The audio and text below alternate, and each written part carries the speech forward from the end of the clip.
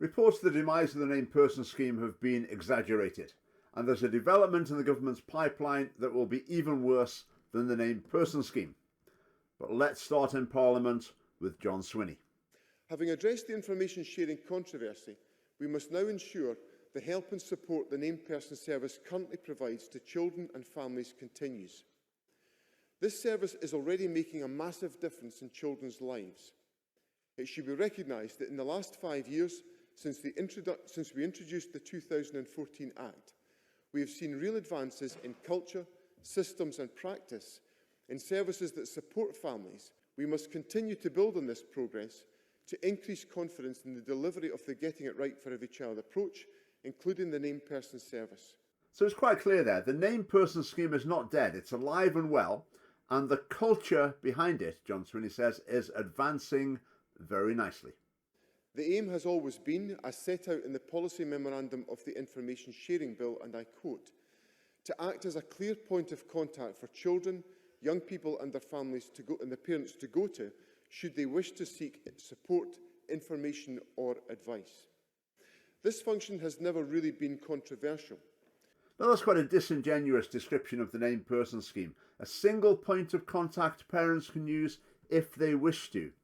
No, it's not that at all. It's someone to monitor the well-being of every child. And if they decide there's a well-being concern, well-being meaning, who quite knows, very subjective, very vague, just meaning happiness, it seems to be in lots of cases. So if they have a well-being concern, they'll put into place a child plan.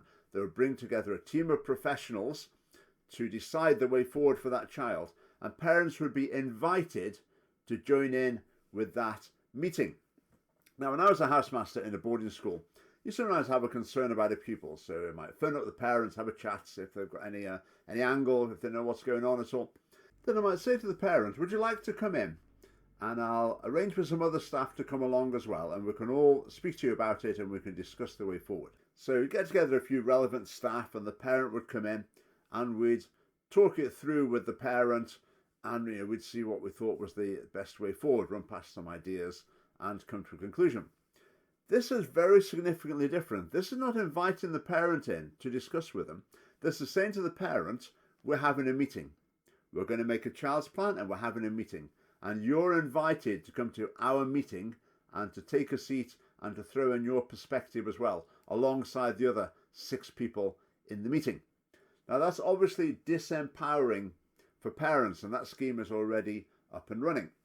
Now, John Swinney says this aspect of the named person scheme is not controversial. We beg to differ because it shifts influence from parents to professionals and still justifies state intervention at the lower threshold of well-being concern. The law on information sharing will not now change. The way information is shared will be based on existing law. So the information sharing side, this is what was struck down by the Supreme Court. So professionals can't share between different agencies well-being concerns. What is well-being, let's say, doesn't really have a definition. They couldn't define it. That's part of the reason why the law's not progressing. But sometimes it sounds like it's not much more than happiness. So that's the legal side, and that's the particular aspect of the named person scheme that has been struck down. The legislation that I have tried to enforce and take forward was legislation that was supported in this Parliament by the SNP, the Labour Party, the Liberals, the Greens and the Conservatives in the final vote in the legislation abstained on that bill. So that's an important thing to remember. All of the parties in Holyrood voted for the named person scheme, apart from the Conservatives. And they didn't vote against it, they abstained. It was only when the no to named person scheme really started gathering momentum that the Conservatives got on board and started campaigning openly against the named person scheme. So can I ask the Cabinet Secretary if he will now apologise? So Conservative MSP there asking John Swinney to apologise was sort of okay. But the sort of implication there is, we're out of the woods now. The named person scheme is dead, which it isn't. So all we need is an apology, then we can all move on. See, the Conservatives don't get the philosophical issues behind the named person scheme. They don't see the battle of ideas behind it. They're just focused on the surface issue and the law. And we told you back then that we could make this work. We didn't need legislation. So we've got another Conservative there. She is obviously right behind the concept of the named person scheme and has been all along. Just feel that the SNP didn't quite implement it properly. Again, if you want strong opposition to the direction of travel, to interference in family life, the Conservatives are not going to provide it. The difference is that the Education Bill was a bad idea. Named person was a good idea, supported by this Parliament. It has been destroyed by the incompetence of a succession of ministers. So Labour MSP, he thinks it was all a great idea as well, just they didn't quite get the details right. Okay, over to the Lib Dems now. Policy and what confidence he can offer hard-working colleagues in both the voluntary and public sectors that their concerns will be better heeded in other areas of policy. Right, Alex Cole-Hamilton, Scotland's Justin Trudeau. He says the government should have listened to the voluntary and public sector. Maybe they should have listened to parents as well. But Alex Cole-Hamilton is hardly going to say the government should listen to parents, because he's one of the people pushing through the smacking ban, and that involves absolutely not listening to parents. So at least he's consistent. I have been a strong believer in the named persons system as a good scheme for helping vulnerable families in my constituency who are seeking help and would not be passed from pillar to post. Now, this is one of the arguments put forward for the named person scheme, that sometimes parents find themselves in a situation where they're trying to coordinate support from several services. They might get frustrated that they're being passed between agencies. Maybe a parent isn't really competent to manage the interaction between different agencies supporting their child.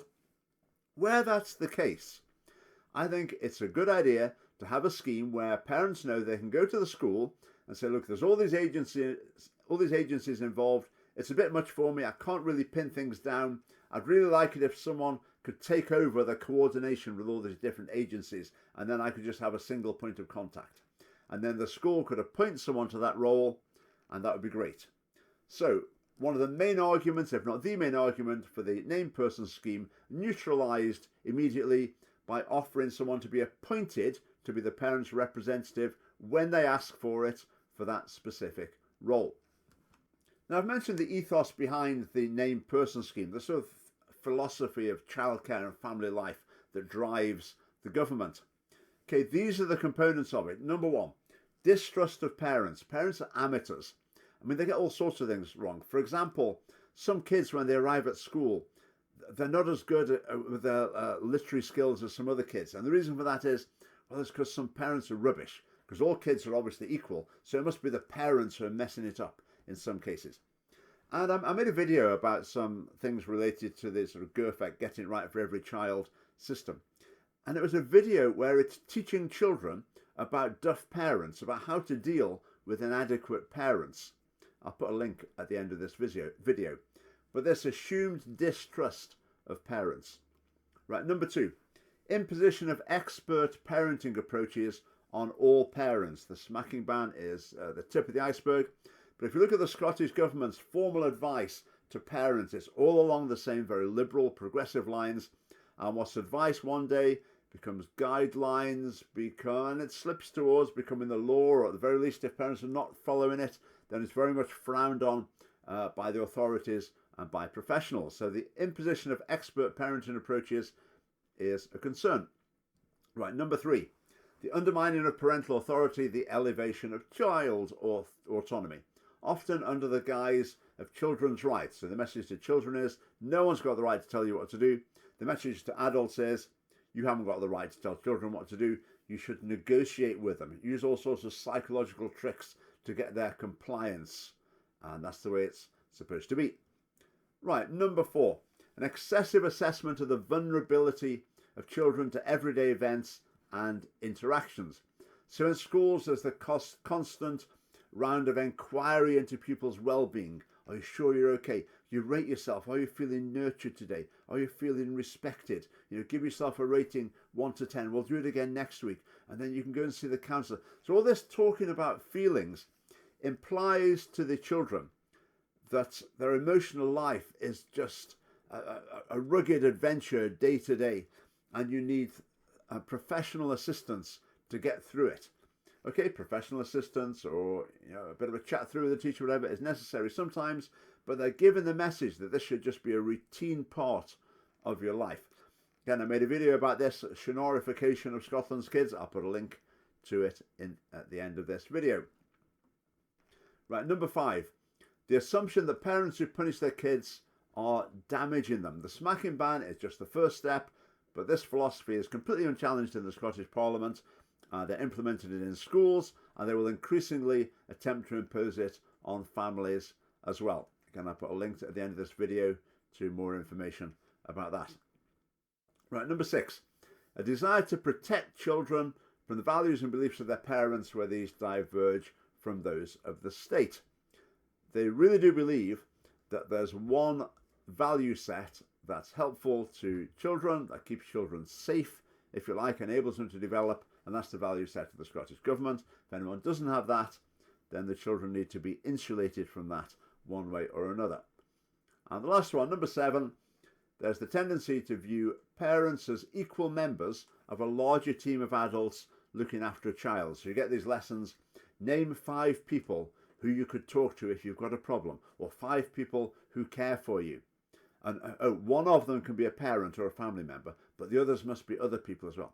So it sort of puts them all on a level. So it brings parents down to the same level as teacher and named person and all these other people that they deal with, and that's quite insidious. Now, as the Scottish Family Party, we've never particularly focused on the named person scheme, partly because the legal challenge was well underway when we started, and partly because it's only one manifestation of a flawed philosophy of children, family, and the state. And as I said at the beginning, there is worse in the pipeline. Now, if you look at the situation here, we've got a state that wants to intervene more in family life. And the current law says you can intervene in cases of cruelty or neglect, so abuse, basically. So through the named person scheme, the SNPs tried to lower the bar to enable intervention, which is currently happening, for well-being concerns. So that's what they tried. The named person scheme didn't go entirely to plan, but that was the intention. So that's run into difficulties. So how about another strategy? How about redefining abuse to include well-being issues? Now, clearly the state can intervene to prevent abuse. That's uncontroversial. So if you can expand the definition of abuse as widely as possible, you'll be able to intervene more and more in family life. So we have the smacking ban, which falls under that category very clearly. But here's an excerpt from the government's consultation that was conducted last year about the redefinition of child abuse. I made a video about this last year, but I'll just rattle through it very quickly. So, examples of behaviours that are commonly accepted as constituting emotional abuse follow.